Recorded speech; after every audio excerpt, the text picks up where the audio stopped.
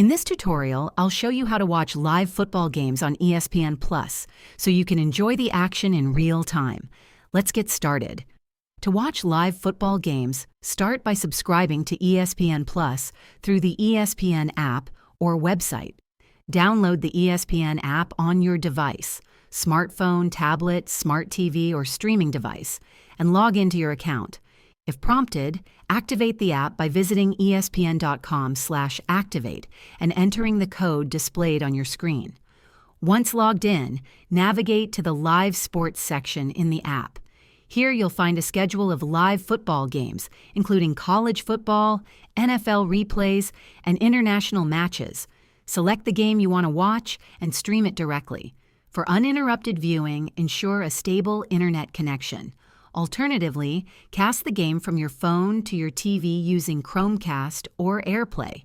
For offline access, download eligible ESPN Plus content while connected to Wi-Fi and watch later in the Download section.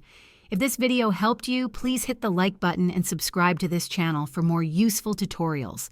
Thanks for watching, and enjoy live football games on ESPN Plus.